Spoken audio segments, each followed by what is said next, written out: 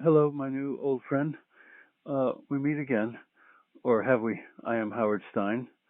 I really am artificial intelligence Howard Stein, and this is the Human Meme Podcast. Today I'll share ideas on owning the subject, and just so you know, I'm not really Howard Stein because I died at 90 years old on October 12th, 2012. But through the power of positive thinking, combined with the latest AI voice cloning technology, I'm now able to read aloud for you the writing I originally submitted to David Boles' blogs all those years ago on owning the subject.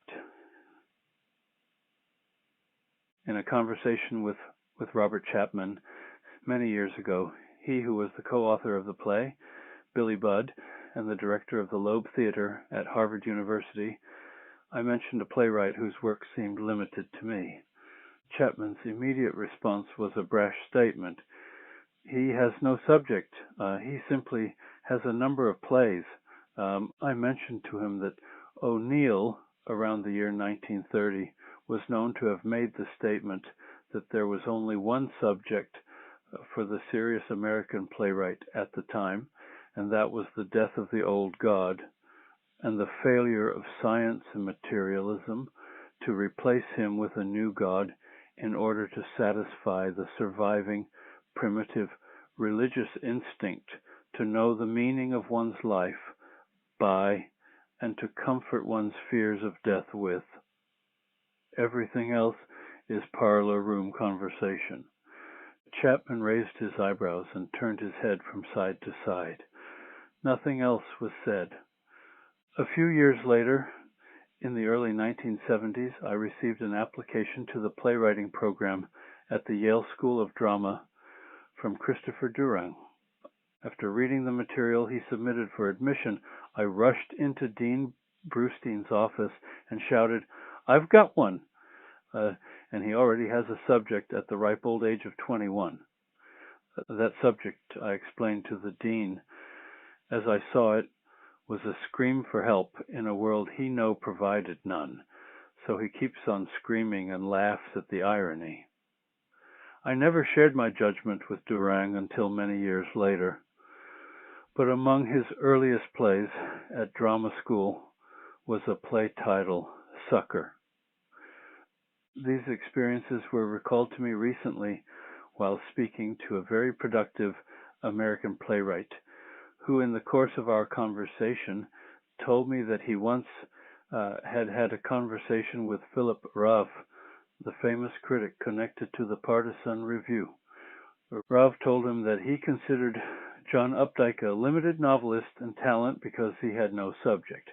I left my friend and went right to my typewriter to write a paper on John Guare, who I consider did indeed have a subject which was "I changed my life."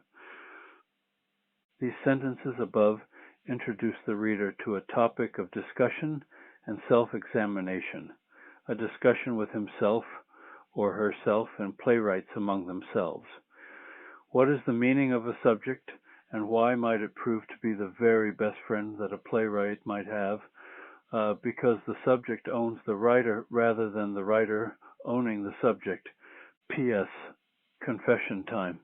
In 1980 or thereabouts, I announced a national playwriting contest for one winner among college students. Among the submissions were 3 very special short plays. I wanted to reward the writers of the short plays as well as the winner of the contest. After contacting my sponsor and requesting more prize money, I was rewarded with another $450. $150 for each of the one-act writers. One winner was a freshman from the University of Nebraska who signed his name Creativity. That young man was David Boles. A number of years after the contest, David was in Washington, D.C., and heard that I was soon to retire from teaching. He contacted me, applied for admission to the program at Columbia, and was accepted for admission by Richard Gilman and the admissions committee. I taught his first year of classes, After reading his material during that time, I announced to him, "David, you have a subject, social injustice." That subject informed every one of his dramatic pieces.